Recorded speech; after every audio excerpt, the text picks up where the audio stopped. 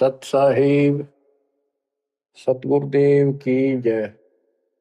बंदी छोड़ कबीर साहिब जी की जय। बंदी छोड़ गरीबदास जी महाराज जी की जय। स्वामी राम देवानंद जी गुरु महाराज जी की जय हो।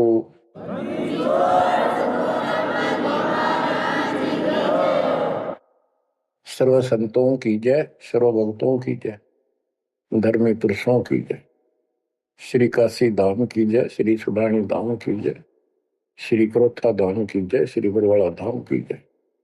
सत साहिब परम पिता परमात्मा कबीर जी की प्यारी आत्माओं, परमेश्वर की असीम रजा से, अपने पिता की असीम कृपा से आज इस घोर कलयुग के अंदर अपने को धर्म कर्म करने का प्रॉपर ज्ञान हुआ, विशेष ज्ञान विधिवत, और सच्चा ज्ञान, सच्चा भगवान, सच्ची भक्ति, और आपको पूर्ण सतगुरु प्राप्त हुआ। बच्चों, इस गंदे लोक में आकर परमात्मा बुला दिया हमारे को, भूले नहीं।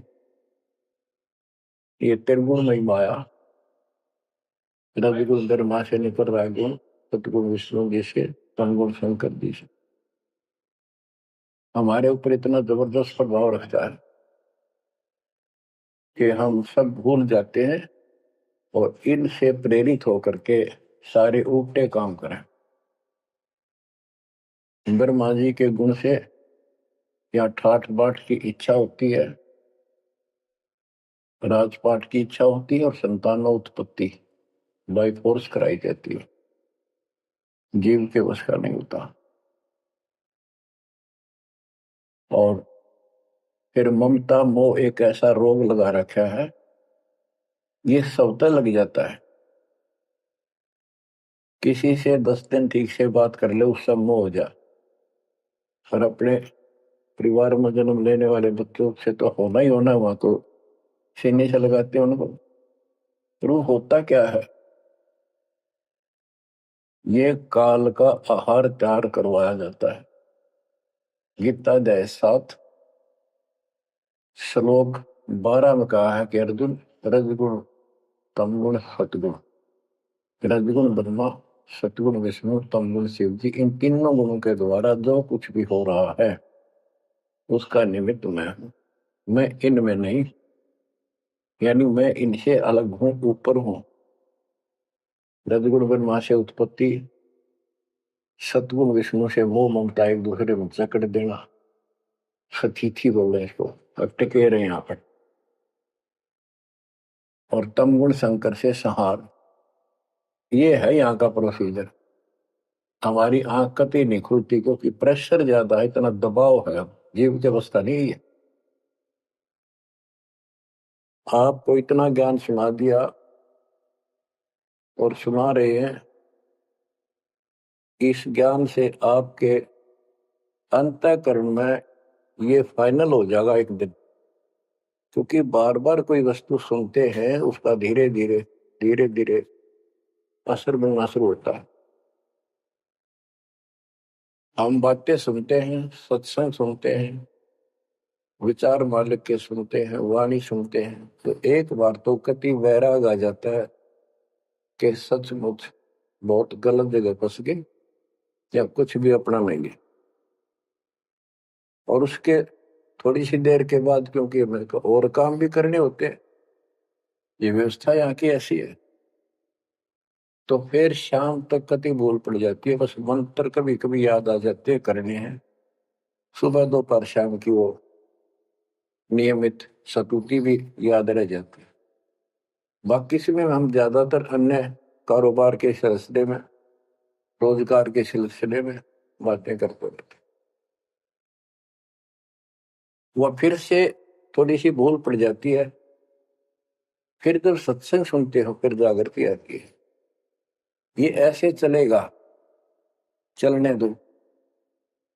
जैसे आपको बताता हूँ, बार बार दास बताता है कि आप बच्चे स्कूल में जाते हैं, अध्यापक आता है, अपना उसका पीरियड लेता है, सबको सावधान करता है, ध्यान से सुनो, लाइन में बैठ जाओ। तो हम बहुत सतर्क होके उनकी एक एक बातों को सुनते हैं, नोट करते हैं, लिखते हैं, फिर याद करते हैं। उसके बाद हम फिर खेलते कूदते भी हैं। बच्चे घर का भी काम करते हैं, माँ बाप का हाथ भी बटाते हैं। लेकिन जो स्कूल के अंदर जो बातें सुनी थी, जो ज्ञान सुना था, वो एक अलग कोने में, हृदय के अलग कोने में डिपॉजिट होना शुरू हो जाता है। और उसके अतिरिक्त हम और भी काम सारे करते रहते जो पहले भी कर रहे थे। एक दिन हम विद्वान बन जाते, वो काम फिर भी कर रहे। इस ज्ञान को रह रहकर सुनने से एक दिन आत्मा कति दृढ़ हो जाएगी कि इस संसार में एक दिन भी रहने का नहीं है, ये संसार एक दिन भी। और कभी भी फिर शरीर यहां से छूट जाए, जाने का टाइम आ जाए, नो प्रॉब्लम। हमारी आस्था सतलोक में जाने की होगी, क्योंकि हमने वहां जाने का टारगेट बना रखा है। पहले तो हमारा कोई टारगेट नहीं था, हमारे पास जाएंगे कहाँ। उसमें कोई बच्चे में मोह हो जाता, परिवार में मोह रह जाता, यही कुत्ते बनकर जन्म ले लेते। कबीर साहब कहते, जहां आशा तहां बासा होई, मन कर्म वचन सुमरियो सोई। गीता अध्याय 7 श्लोक 6 में यही स्पष्ट किया है कि अर्जुन, अंत समय में जो जिस भी भाव में भावित रहता है, जिसकी जिसमें आस्था रहती है, वो उसी को प्राप्त होता है। जब तक हम भक्ति नहीं करते, इस ज्ञान से परिचित नहीं होते, तो हमारा संसारिक यानी परिवार में, संपत्ति में, इसमें कभी हम जकड़े बैठे होते। एक उदाहरण दिया करते थे गुरुदेव। एक बूढ़े की मृत्यु होती, किसान था, पशु रक्षा करते थे।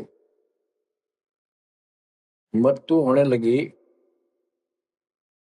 उसकी जुबान बंद होगी।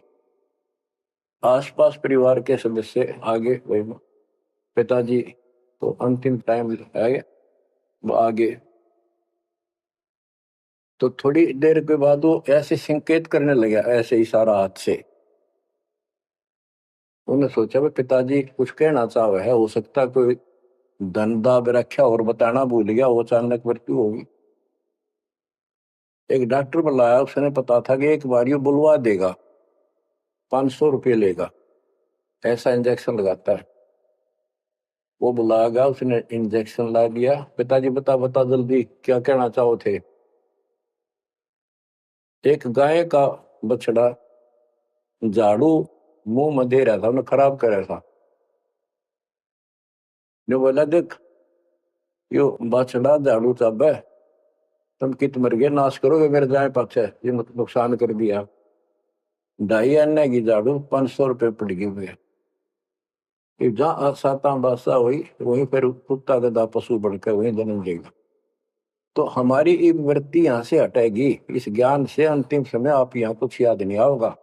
इस ज्ञान में सुनते रहे और भक्ति करते रहे, मर्यादित रहे। ज्ञान के साथ साथ यह भक्ति आपको सहारा देगी अंतिम समय में, मन को उधर धकाने के लिए। वैसे नहीं धकता है, बहुत ताकतवर है, ब्रह्मा विष्णु महेश मन का आधार मान रहे। ये ज्ञान और इस भक्ति की शक्ति इस आत्मा को न धका देगी ऊपर में। अंत समय में सेकंडों के अंदर सतलोक बैठे पाएंगे। इस पर लगे रहना, इस मार्ग से जैसे दास आपको बताता जाएगा। अमर करूं सतलोक पठाऊं, ताते बंदी छोड़ करूं। कबीर साहब कहते हैं, मैं अमर करूं सतलोक पठाऊं भेजूं, इसलिए बंदी छोड़ कर लाता। अब यहाँ ये क्यों हो रहा है, क्या हो रहा है, आपको सब पता है। पहले तो नहीं था, पर अब पता लग गया आपको, बिल्कुल सही पता लग गया।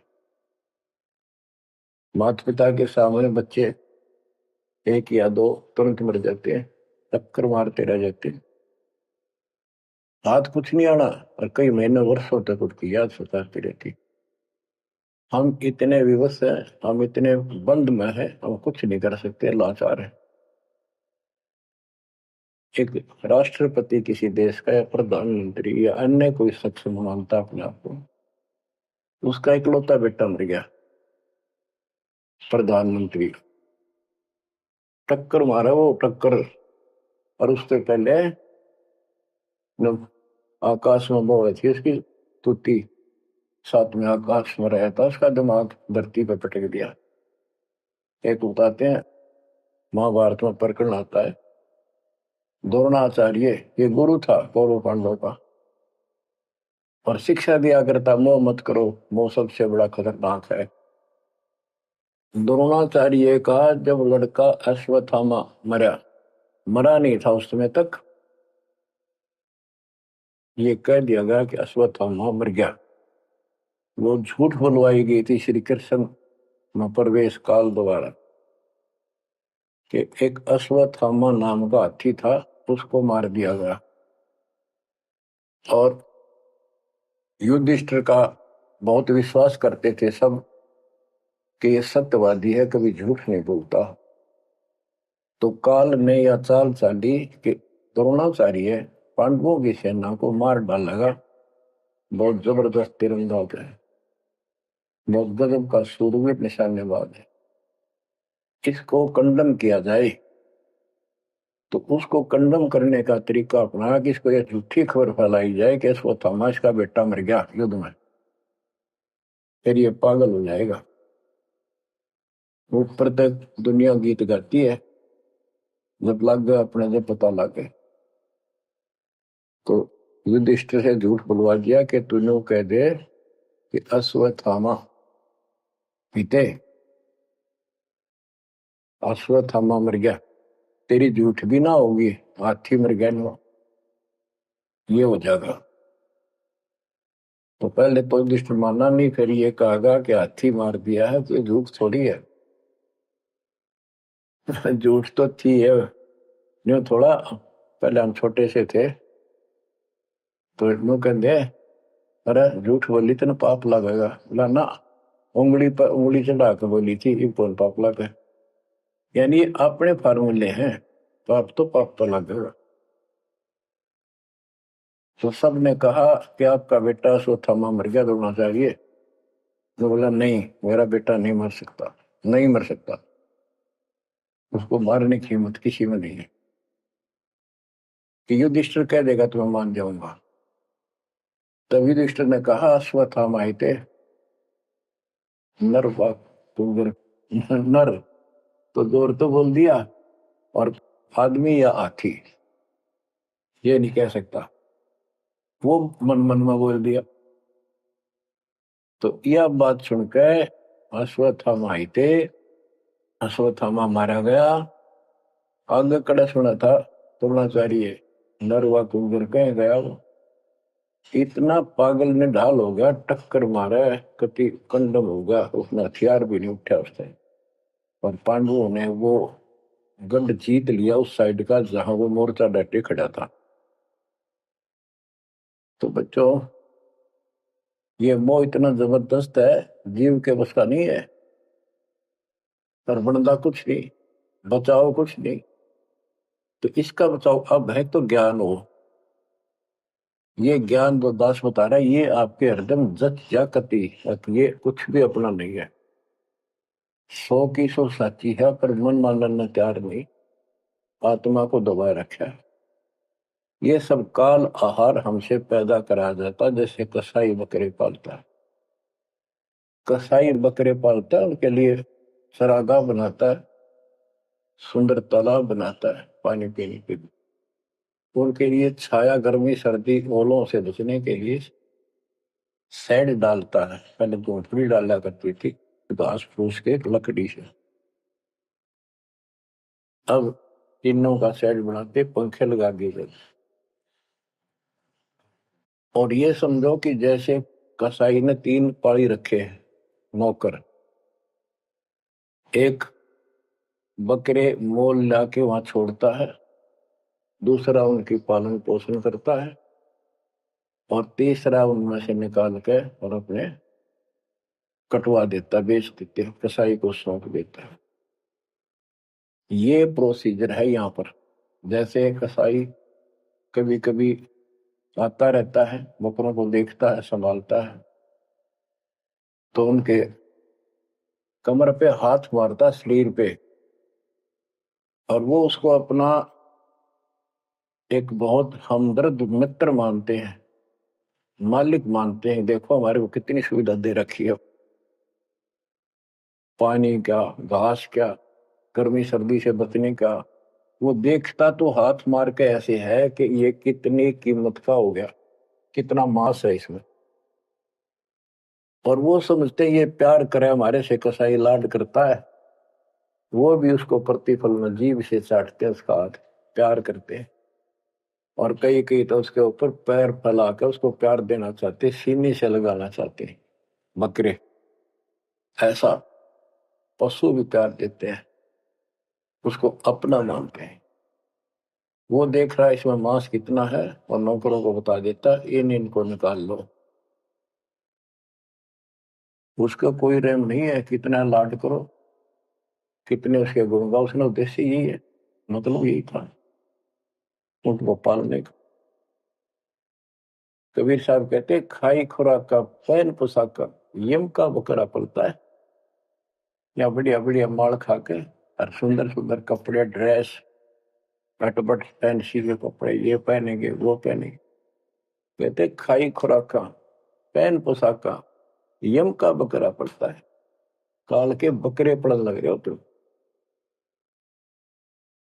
इन बातों को बच्चों अच्छी तरह हृदय में बैठा लो, एक कोने में। संसार में रहेंगे, रहना पड़ेगा, लेकिन परमात्मा की शरण में रहेंगे, मर्यादित रहेंगे। काल का कोई अटैक आप पर नहीं होगा, ना आपके परिवार पर होगा, ना किसी धन संपत्ति व्यवसाय पर होगा। ये सत्कर मान लेना। हम मर्यादा को हल्के में ले लेते हैं, और ये हमारे विनाश का कारण होता है। गलती हम करते हैं, कोई काल का ऐसा अटैक आने का समय हो गया, वो नुकसान हो गया, तो भक्ति और छोड़ देते हैं, हो गया सर्वनाश। भक्ति छोड़ दी, भगवान की शरण छोड़ दी, फिर और कहाँ ठिकाना रह गया। कटी पतंग हो गई। कटी पतंग का कोई अस्तित्व नहीं रहता, कुछ देर उड़ जरूर सकती है, अंत में पता नहीं कि करके बबूल के पेड़ में उलझ कर फड़फड़ कर कपाटती है। ऐसे फंसे रह जाओगे तुम इस काल के जाल में, कांटेदार झाड़ियों में, इस गंदे लोग। तो बच्चों, मर्यादा को हल्के में ला लो। जैसे हमने इतने सारे नियम बना दिए, भक्ति करनी है तो इनका पालन करना पड़ेगा, नहीं तो फिर गधे बनकर कुमार के नियम में चलना पड़ेगा।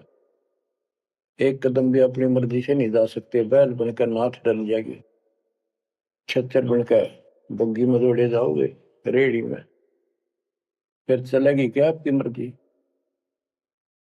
असंग जन्म तन मृत्या हो गए, जीवित क्यों नाम रे। दवा दस दर मद मैल मठ बोरे, बोर ना दे धरे रे। तो बच्चों जीवित मर लो, इन बातों को छाती में धर लो, हृदय में बैठा लो, कति मस्तिष्क में। ये संसार आपका नहीं है, ये परिवार आपका नहीं, ये संपत्ति या कार कोठी तेरी नहीं, गरीब काया तेरी है नहीं, ये माया कहां से हो। चरण कमल में ध्यान रख, इन दोनों को खो, इनको भूल जा। अपने गुरु जी के चरणों में ध्यान रख, उनके बताए दिशा निर्देश के आधार से अपना जीवन निर्वाह कर। बच्चों आंख खोल लो, बार बार ये बातें बताई जाती हैं। जब ऊक चुक हो जाएगी फिर तो रोना शेष रहेगा, नथिंग एल्स। इस मार्ग में अहंकार इंसान को मारता है। किस चीज में अहंकार करो,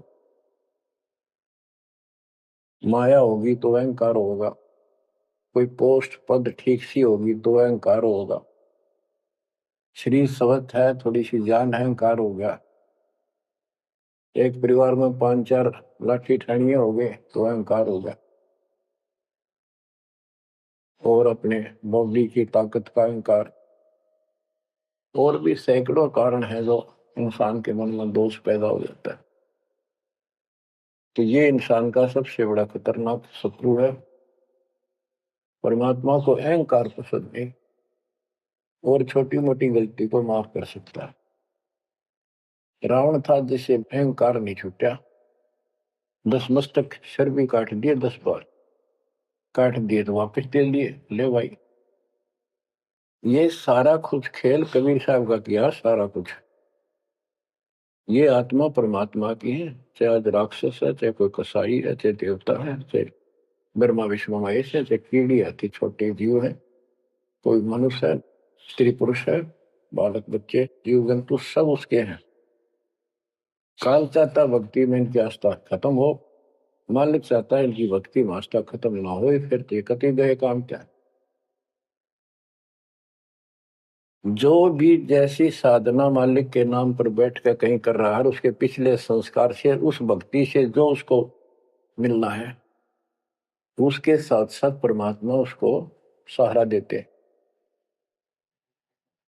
जैसे रावण ने सिर काट दिया शिव जी के निमित्त, तो भगवान के नाम काटा उसने, और भगवान की खोज में निकला था। साधना गुरु गलत मिलने से उसको मार्ग गलत मिल गया। पिछले जन्म के संस्कारी ही इतने सैक्रिफाइस कर सकते, इतनी कुर्बानी कर सकते, वैसे नहीं हुआ करते। तो पिछले जन्मों में वो भगवान का भगत रहा है, फिर इतना बिगड़ गया कि राक्षस बन गया।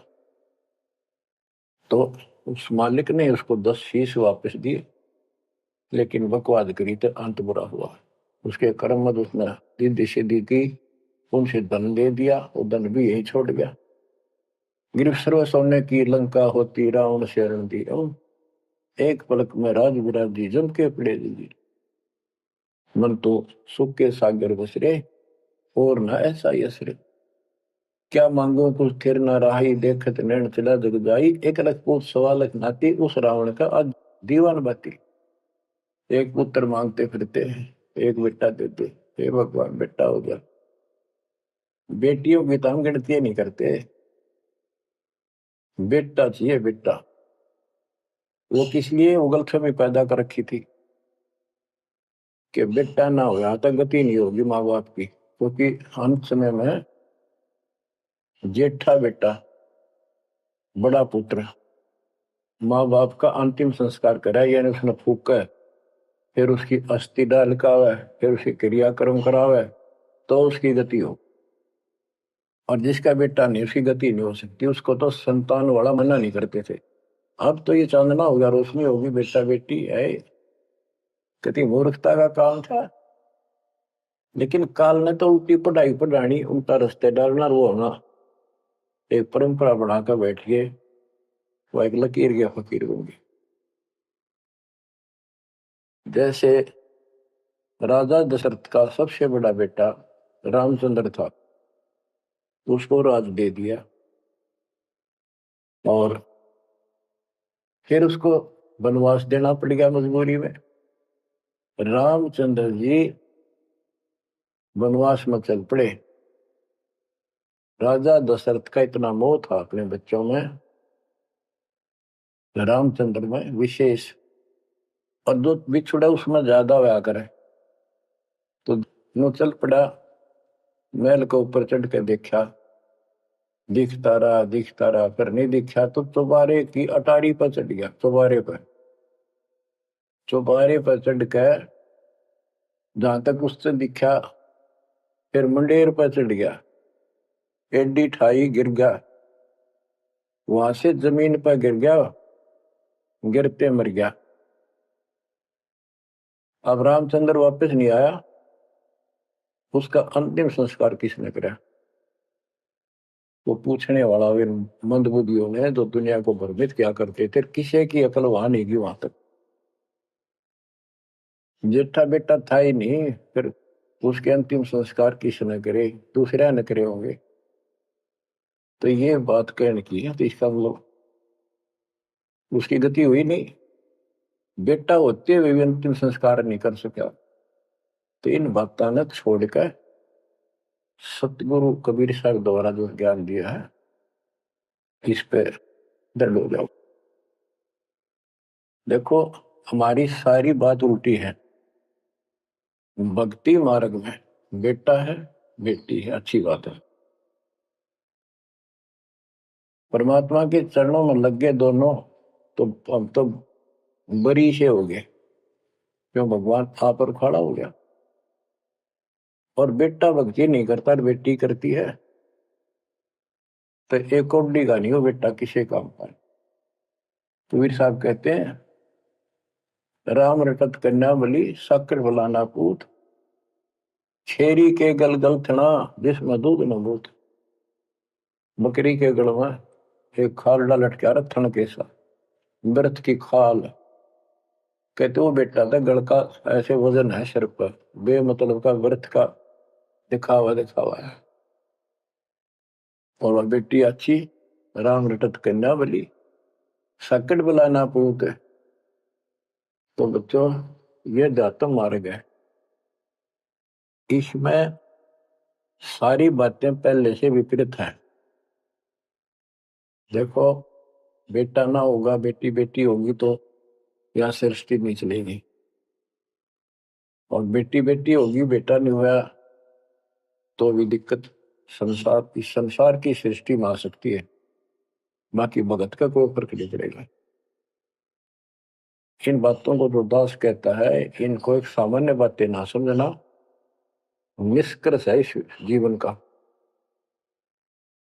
जिसके बेटी नहीं है उसको ये तड़प रह जाती है बेटा होता, या भूल के भी ना करना।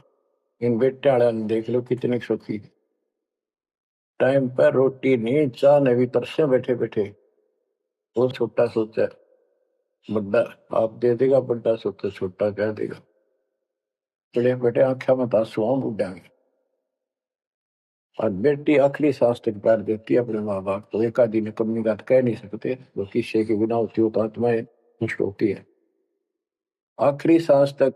यहाँ भी हमने देखा जैसे लड़की रोटी खा रही है और लड़का वैसे बैठा था। माँ ने कहा बेटा वो सामान ला कर रोटी तार बनाऊ भोजन। बैठा बेटा ना लाऊं यूं कौन खोए अलावा। बेटी तो कह भी कोई ना, रोटी खाती खाती छोड़ के आण की थी एक 10 साल का की होगी, लड़का 12-13 साल का। उठ कर रोटी छोड़ के हाथ धोकर और सामान लाकर माँ को दे दिया। लेकिन फिर भी बेटे में मोह ज्यादा और बेटी में नहीं। इसका कारण यह था कि हमने बेटी को बाहर बना लिया इस गलत रीति रिवाज। बेटी तो 15-16-20 साल की मेहमान होती है आपकी, ये तो परमात्मा की बेटी 2 गुना का सुधार करती है। आगे जाके घर बसावे उस परिवार को भी सुधारे और माँ बाप के अंदर मोह न्यारा रहे। तो भाव ये है कहने का अगर बेटा नहीं है ना और भगत है उसके सब भगवान धरती पर नहीं। प्रथम तो वो है जिसका कति संतान नहीं, वो भगवान। दूसरा वो है जिसका बेटा ना हो, बेटियां की करके शादी वृद्धावस्था में अपना लेकर मारा जाता है। और बेटी वहां बैठी भी माँ बाप की चिंता करेंगी और कोई न कोई सुविधा उनको देती रहेगी। और बेटा छाती पर रह के भी खून फूके जाएंगे, कति साफ दिखाई दे है, इसमें कोई मानो तो ना मान। लेकिन बेटे भी हैं ठीक है, और उनमें वो भी भक्ति करो आप भी करो, कुछ दिन में उनको समझ आ जाएगी। पुत्र वधू भी भगवान से डरने वाली हो जाएंगी, माँ बाप का ध्यान रखें। वैसे कोई विकल्प नहीं इसका, लेकिन इस दुख को हम अच्छा मानते हैं पुत्र ना होने से। हम तो काल ने गधे बना रखे हैं, जितना कष्ट हमें रहे और वजन लद्या रहे तो हम सीधे चाला और कम हो जाता मानने को। हमारा तो जैसे एक माई का पुत्र मर गया 15-16 साल का, और भगत थी, टक्कर मारी, रोना पड़े है कि बस की बात है, पाला पोसा ले जाता का। फिर उसने सबर हुआ जैसा उस दूसरे एक और बिना भगत थे उनके पड़ोस में, जो उनके लड़के की शादी होगी और वह पत्नी थी बदचलन, उनको समझाने की चेष्टा करी कि तू ऐसा ना कर, लेकिन वह तो मानी नहीं, उसने वही फांसी खा ली। अब वह भी मर गई और वो बेटा भी जेल में, और वो सारे जेल में। वो दहेज के कारण, एक बेटा था ऐसे ही, उसने बहू को प्रताड़ित किया दहेज लेने के लिए, गरीब घर की लड़की थी, उसने सुसाइड कर लिया। वैसे सुसाइड करना कोई विकल्प नहीं है, इसे गंदे आदमी को छोड़ के कुमारी रह ले, अपने घर पे बैठ गया। तो उस बेटे के कारण माँ बाप ने भी सजा हुई, बहनों तक भी जेल होगी। इसे बेटे ने के फूका, ईसा तो पहले मर जाता था अच्छा था। लेकिन हम इस बात को मानने को तैयार नहीं है, ना मानने में जब क्या कर लोगे, काल तक आ गया मारे दो टक्कर। तो कहने का भाव यह है कि इन विचारों से अपने मन को सेट रखो, परमात्मा जो करता है वो सही करता है। जैसे आपको बताते रहते हैं, एक बार हजरत मूसा जी, यहूदी धर्म के प्रवर्तक ने, से किसी ने पूछा सत्संगी ने कि आज के दिन सबसे बड़ा इल्म वाला यानी ज्ञानी कौन है, उसने अपने आप को बताया। तो उसका अल्लाह बोला, जिसको खुदा मानते हैं, जिसने कुरान का ज्ञान दिया, बाइबल का दिया। कि मूसा तने ये बात बहुत गलत की, मुझे अच्छा नहीं लगा, तुमने अपने आप को कैसे कह दिया मैं सबसे विद्वान हूं। अब मूसा जी भी अपनी जगह ठीक थे जी, यो ज्ञान आपसे प्राप्त हुआ, आप भगवान खुदा हो, और खुदा जो ज्ञान देता हुआ सबसे उत्तम होता है, मैं उसी के आधार पर कह दिया। बोला नहीं, तेरा ज्ञान तो अल खिजर के ज्ञान के सामने फासिक भी नहीं, कुछ भी नहीं है। तो अल खिजर के पास मूसा जी पहुंच गए। अल खिजर जी ने कहा, कबीर साहब थे वो, कि मेरी तो बातों को माननेगा नहीं, विश्वास नहीं करेगा, जो मैं को बातें माननी पड़ेगी, तो ऑब्जेक्शन नहीं होना चाहिए, और बोल लेगा नहीं, देखता देखता रही।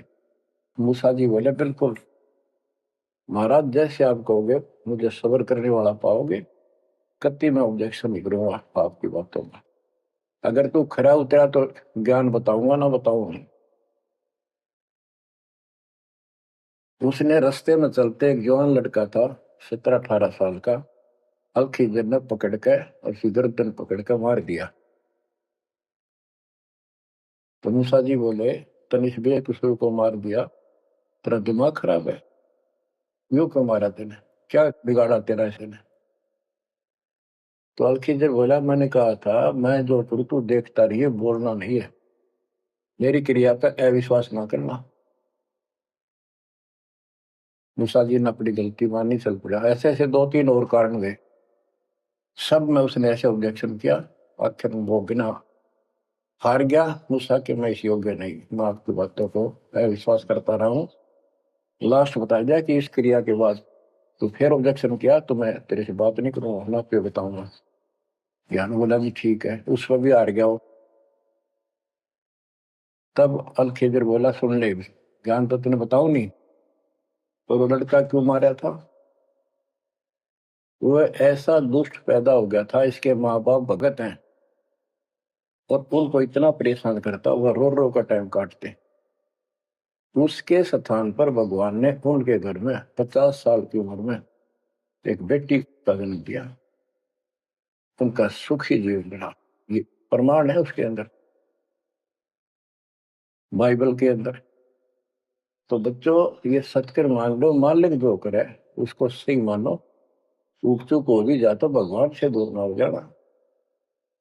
वो जो करेगा भगवान कभी गलत नहीं करेगा, ये तो आपने मानना ही पड़ेगा। गलत तो हम करे बैठे, हाँ यू काल करवाने लग गया, पर रोज गलत हुआ है, एक दिन भी तो नहीं। तो बच्चों, परमात्मा की प्रत्येक क्रिया पर विश्वास रख कर चलो तुम, हमने चाहे कितना नुकसान होता दिखे, रज करमता राम की रजा दरशीष, दास गरीब दरस परस तिस बैठे जगदीश। हम अपनी विचारधारा को ऊपर रखा है, जो घिसी पट्टी और बिल्कुल बकवादों से भरी होती है। इस कारण से हम भगवान पर विश्वास, गुरु जी पर विश्वास और सब क्रियाओं पर विश्वास करके अपने कर्म छोड़ कर फिर काल के जाल में फंसे रह जाते, और वहां कुछ है ही नहीं। वो तो सारे उल्टे कर्म, बेसिक परंपरा बनावटी है। बच्चों, विश्वास करो अपने बंदी छोड़ पे, विश्वास नहीं करोगे तो मार खाओगे। गरीबदास जी कहते हैं, गरीब सर्जन अर्जुन को सतगुरु मिले, मक्के मदीने माही, 64 लाख का मेल था, दो गन सब ही जाही। गरीब चंडाली के चौक में सतगुरु बैठे आए, 64 लाख गारत गए, दो रहे सतगुरु पाए।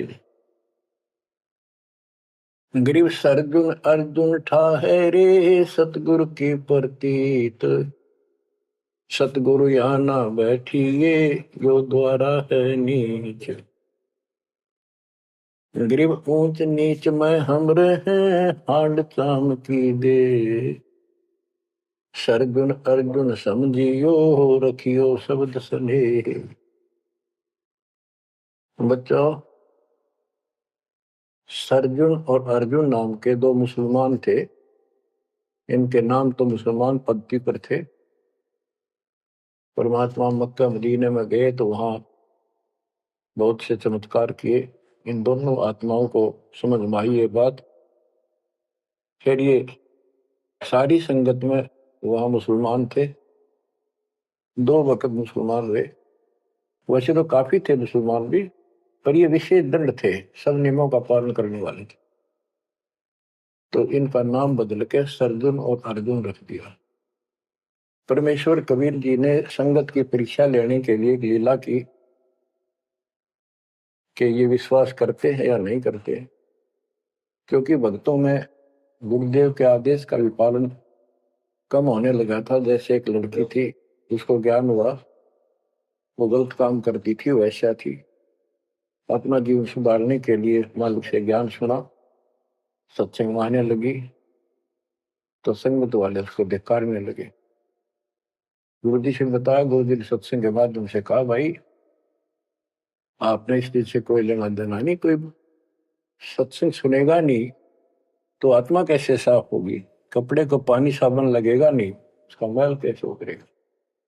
फिर भी वो जैसे तैसे अटपट करते रहते हैं। एक दिन मालिक ने परीक्षा ली, एक लड़की उस वैश्या को हाथी पर बैठाया, हाथी किराए पर लिया, हाथ में गंगा जल, सफेद पानी बोतल में भर लिया जैसे शराब हो। लड़की के कंधे पर हाथ रख लिया, सारी काशी में घुमा दिया, साथ में रविदास जी थे। तो जितने भी सबको पता चलता है, लोग देखते गए, शिष्यों को बुला बुला के लाओ, देख हम तो क्या करते, वहां पर वैश्या तक जाती है, दुल्हा कैरेक्टरलेस है। पहले तो हम भगवान क्या करते उसको, इतने सुख दे दिए, जान निकली पड़ी थी, टोटा दुखी कर रहा था, शरीर में कष्ट थे, कहीं सुबह का रोटी भी नहीं थी, और इतने ठाठ कर दिए गुने दिनों में। जब तो भगवान थे, आज वो शैतान लगे। ये हमारी कमजोर बुद्धि, जीव बुद्धि की सोच थी। सब परमात्मा को छोड़कर दूसरी साधना करने लग गई। गरीबदास जी कहते, बड़ुआ बड़ुआ सब कहे, कोई ना जाने खोज। क्यों ऐसे किया था उस बालक ने, इसको कोई नहीं समझ सका। दास गरीब कबीर कर्म, बट सर का बोझ। कि वो इतने शिष्य बना लिए थे, उसका भार गुरु पे होता है उनको पार करने का। और वो सारे निकम्मे हो गए थे, अविश्वास कर रहे थे, मर्यादा का पालन नहीं करते थे, तो एक का झटके में सारे आपा पड़ गए, वो भार सारा उतर गया। तो उस समय अर्जुन सर्जुन बाहर गए हुए थे, उनका ड्यूटी लगाई थी, तू जाया करो मुसलमानों के मेला में, वहां समझाओ लोगों को। तो मक्का मदीना से ये आए। उस समय सारी लीला हो चुकी थी। और कबीर साहब उनकी परीक्षा के लिए उस दिन भी उस लड़की के घर जा बैठे, वैश्या के आंगन में। अर्जुन सरजुन को बताया कि गुरुजी तब भाई कति गिर गए, जुल्म कर दिया, सरेआम वैश्या के साथ आखी में घूम रहे थे, शराब पी रहे थे। अर्जुन सरजुन को विश्वास नहीं हो रहा था कि ऐसी क्या बात कर रहे हो, ऐसी बात कहने से ही पाप लगता है गुरु जी के प्रति, तुम ये बोल क्या रहे हो। तो एक बोला मैं अभी देख का हूँ, आज भी वहीं बैठे ना, एक ही न तो जा देख ले, देख लो जाके। वो दोनों वहां गए, परमात्मा बैठे थे, लड़की पैर दुबारी, गुरु जी बैठे चारपाई पे, बेटी बैठी नीचे। तो गुरु जी को शिक्षा देते हैं, गिरिव सरजुन अर्जुन ठहरे सतगुरु के प्रतीक, यानी उनने कुछ दृढ़ता दिखाई थी। फिर जाके देखा तो वहां सतगुरु से बोले, सतगुरु आना बैठिए यो द्वारा है नीच, हे सतगुरु आप यहां ना बैठो, ये तो एक नीच औरत का घर है। परमात्मा बोले, गरीब ऊंच नीच में हम रहे, ये हाड चाम की दे, तुम्हारी हाड चाम की दे है इसकी बोई। अर्जुन अर्जुन समझियो रखियो शब्द स्नेह, तुम समझ जाओ, अपनी भक्ति कर लो, जो नाम दिया, इन बातों में कुछ नहीं दे। तुम गुरु को शिक्षा देते हो तो मेरे गुरु हो गए। ऊंच नीच में हम रहे, ये हाड चाम की दे, सरजुन अर्जुन समझियो हो रखियो शब्द स्नेह। तो उनकी आंखें जब खुली, पैर पकड़ लिए, माफ करो गुरुदेव, मेरे नीच आत्मा है, हमसे बड़ी भूल होगी, क्योंकि वो चाहती है मुझकी। फिर परमात्मा ने कहा, बेटा कितनी बात बना लो एकदम, मेरे प्रति वो भाव थारा हो नहीं सकता, तुम्हारे मन में मैल आ चुका है, और ईब मेरे इस शरीर से गुरु रूप से तुम पार नहीं हो सकते। फिर रोए बुरी तरह जी, फिर उद्धार कैसे होगा। फिर बता कि दिल्ली से 10 मील दूर पश्चिम की ओर किसी गांव में हम फिर आएंगे, हमारा एक भक्त आएगा, उसको दीक्षा देंगे, दीक्षा उससे लेकर तुम कल्याण को प्राप्त होगे। तो वो कहते हैं वहां से चल के वृद्ध अवस्था में हमायू गांव है खरकोदे के पास, वहां आकर रुके। कति वृद्ध हो गए, मालिक की कृपा से वो 200 साल जिए ऊपर से। और फिर गरीबदास जी को परमात्मा मिले 10 साल की उम्र में, उनको दीक्षा का आदेश दिया। तब उसने वहां से दीक्षा लेकर वहीं शरीर छोड़ दिया, छुड़ानी में। उनकी अभी तक हमारे सामने बताओ थे, हम जाने लगे जो 10 साल पहले, या भूरी वाले महाराजा करते गरीबदास जी, उन्होंने वो मंडी खुड़वा दी, उनके दोनों की यादगार बनी हुई थी, इसलिए खुड़वा दी कि लोग इन पूजन लाग जाए गरीबदास जी को छोड़ के।